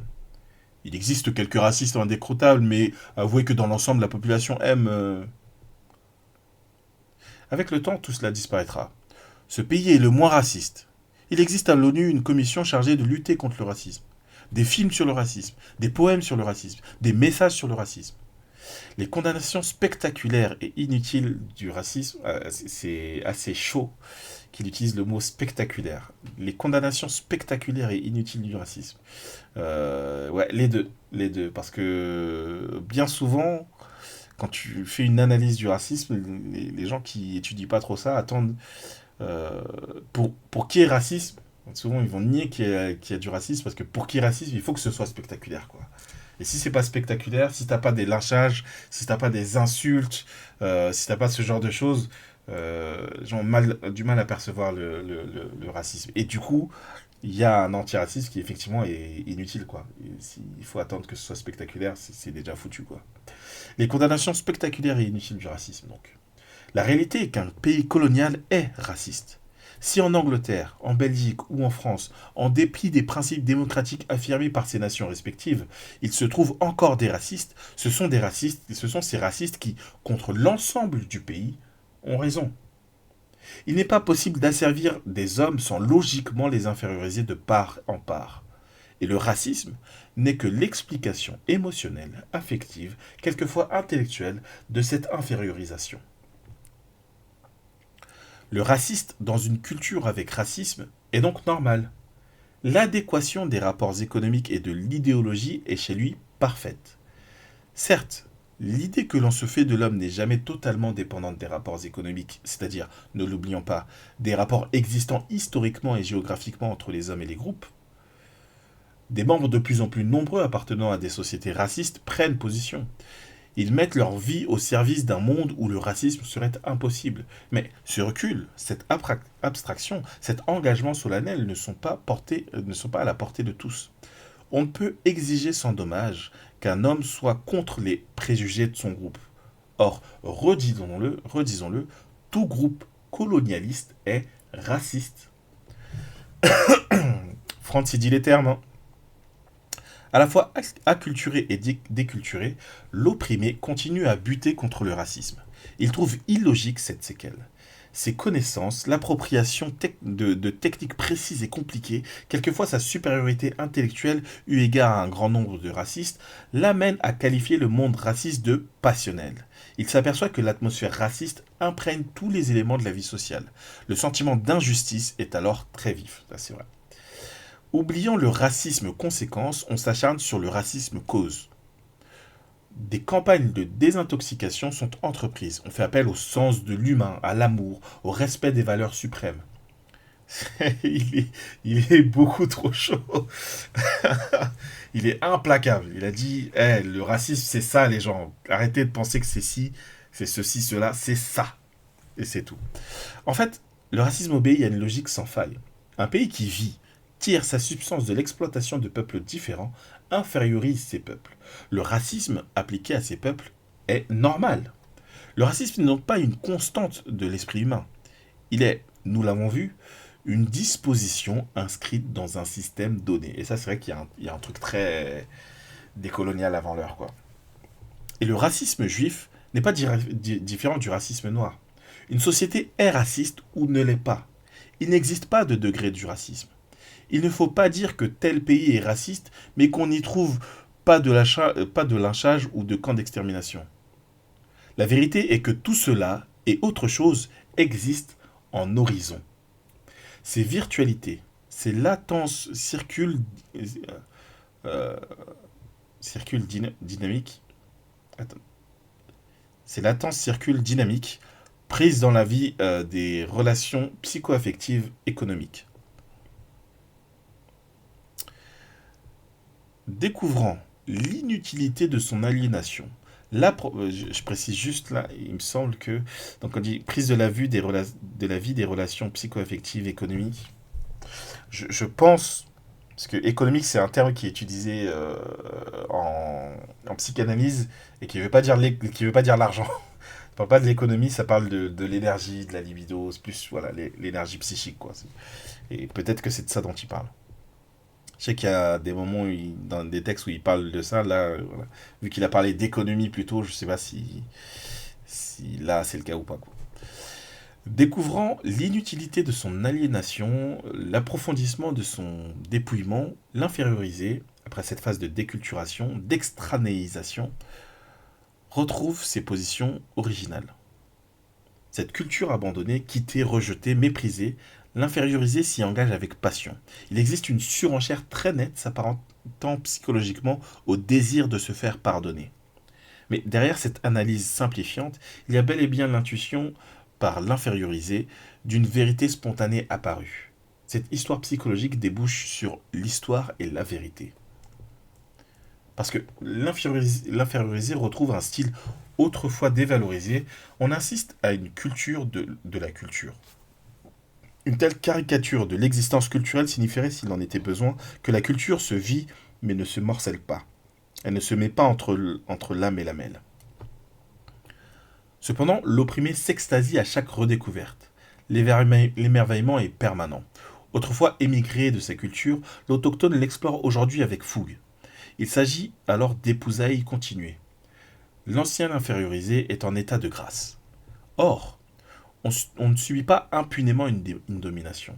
La culture du peuple asservi est sclérosée, agonisante. Aucune vie n'y circule. Plus précisément, la seule vie existante est dissimulée. La population qui normalement assume ça et là quelques morceaux de vie, qui maintient des significatives dynamiques aux institutions La population qui normalement assume ça et là quelques morceaux de vie, qui maintient des significatives dynamiques aux institutions, est une population anonyme. En régime colonial, ce sont des traditionalistes. L'ancien émigré, par l'ambiguïté soudaine de son comportement, introduit le scandale. À l'anonymat du traditionnaliste, il oppose un exhibitionnisme véhément et agressif. Ça, c'est un truc qu'on retrouve dans nos sociétés. Alors, voilà. Bref. État de grâce et agressivité sont deux constantes retrouvées à ce stade. L'agressivité étant le mécanisme passionnel permettant d'échapper à la morsure du paradoxe, parce que l'ancien immigré possède des techniques précises, parce que son niveau d'action se situe dans le cadre de rapports déjà complexes, ces retrouvailles revêtent un aspect irrationnel. Il existe un fossé, un écart entre le développement intellectuel, l'appropriation technique, les modalités de pensée et de logique hautement différenciées et une base émotionnelle simple, pure. Il a vraiment dit basique, simple. Hein. Retrouvant la tradition, la vivant comme mécanisme de défense, comme symbole de pureté, comme salut, le déculturé laisse l'impression que la médiation se venge en se substantialisant. Ce reflux sur des positions archaïques sans rapport avec le développement technique est paradoxal. Les institutions ainsi valorisées ne correspondent plus aux méthodes élaborées d'action déjà acquises. Voilà, c'est la fin de cette conférence, n'est-ce pas, de Frantz Fanon. Ça vous a plu, les gens ? J'ai trouvé ça fort intéressant, en fait. Je trouvais que c'était intéressant parce que... Alors, attendez, je vais essayer de vous retrouver le texte. Racisme, culture... voilà, c'est retrouvable ici. Voilà, vous pouvez retrouver le texte là. Ce qui est intéressant, c'est comment il l'analyse, mais je l'ai dit au bistouri, quoi. Il déconstruit le racisme sous nos yeux, et je trouvais que voilà, on retrouve son style. Pour les gens qui connaissent pas, c'est souvent ça, quoi. Il a une analyse très fine qui va sauter d'un point de vue en autre, en gros, tel acteur de la situation coloniale vit ça comme ça, tel autre acteur vit ça comme ça, et en fait, au niveau politique, ça se passe comme ci, comme ça. Pardon pour le micro. C'est assez... Comment dire ? C'est assez épatant, ça me fait toujours le même effet. Hein. Fanon, quoi. Mais du coup, voilà, très très chaud. Qu'est-ce qu'on peut retenir de Fanon Enfin, c'est un peu compliqué de résumer un peu tout ce qui s'est dit dans les lives. J'ai trouvé que ça permettait de bien déployer les différentes dimensions de Fanon, Fanon le psychiatre, Fanon le militant, en gros. Voilà, ces deux facettes-là. Quelle a été sa vie, quels sont ses écrits, qu'est-ce qu'on retrouve dans ses écrits, etc. Je trouvais entre le texte de Tosquelles qui raconte des anecdotes, la vidéo d'Histoire Crépue qui explique sa vie, et ce texte où c'est lui-même qui s'exprime, je trouvais que voilà, ça permettait de bien retrouver qui est ce bouc qu'on appelle Fanon. Donc voilà, je trouve que ça valait le coup de revenir sur Twitch pour ça, n'est-ce pas ? En sachant que, chers amis, pour l'instant, je sais que je ne serai pas en live vendredi 21h. Je ne sais pas quand est-ce que je serai en live pour la prochaine fois, sur cette chaîne en tout cas. Je sais que demain soir, 19h, je serai chez Supplémentiel. Comme d'hab, on se divertit, hein, on regarde... comment ça s'appelle ? On regarde Sauf qui pécho. Là, on arrive bientôt à la fin. Je pense que la fin, on la voit la semaine prochaine. Et franchement, voilà, émission de dating. On est sur d'autres délires, hein, dating coréen et dinguerie. Franchement, c'est bien, on se marre bien, etc. Pareil, vendredi matin, je serai chez Supplémentiel. Le soir, je serai pas ici. Je sais pas si lundi prochain, je serai là ou pas. Faut que je regarde mon planning, hein. J'ai été pas mal pris par le militantisme et la fatigue du militantisme aussi, qui a fait que j'étais moins présent là sur Twitch. Ça va revenir, hein. Il y a des choses je réfléchis, y compris à des trucs pour YouTube et tout, parce que j'ai une chaîne YouTube, n'est-ce pas, une chaîne YouTube et tout. Donc il y a des choses qui vont arriver. Je vois que j'avais une chaîne TikTok, peut-être que je vais essayer de faire des extraits pour les poster dessus. Je suis en train de réfléchir à tout ça aussi. Voilà, en tout cas c'est tout pour ce soir les gens, pour la soirée Fanon. Donc je vais vous envoyer en raid, chez Tata Drapi. Je vois qu'elle est en live là, elle regarde la télé-réalité comme moi demain chez Supplémentiel. Donc let's go. On peut pas raider Tata Drapi. Elle l'empêche de raider, c'est très grave ça, c'est très grave. Je vérifie ce que je prétends, mais je crois que c'est ça qui se passe. Ouais, je peux pas raider chez Tata Drapi. Eh ben je raide pas chez Tata Drapi les gens. Je vais vous envoyer ailleurs. Voyons voir ce qui se passe. Vas-y, il y a un talk populaire chez Yukaino. Je vais vous envoyer chez Yukaino. On va faire ça. Voilà. Donc, de rien pour le live. Merci pour le raid à Milky Doublant. Milky Doublant qui rejoint Twitch, le Twitch Game. Voilà. Je vous envoie chez Yukaino. C'est tout pour ce soir. On va... suivez sur Twitter, sur Blue Sky, sur Insta, pour avoir les infos de quand est-ce que je serai en live sur cette chaîne. Je sais que ensuite je voudrais lancer un cycle Tahia Jazair, voilà, un cycle sur l'Algérie et tout. Donc ce sera ça la suite.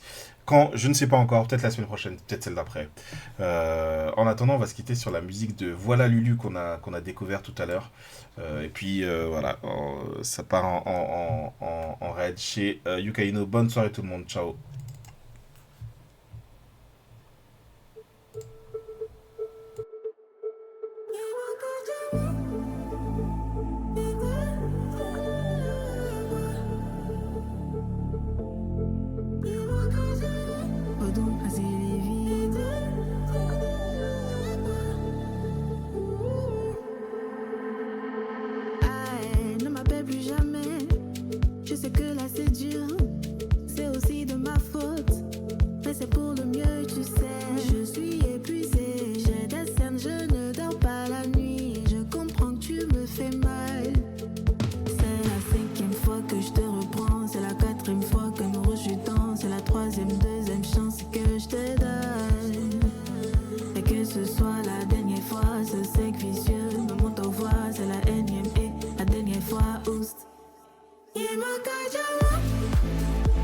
Be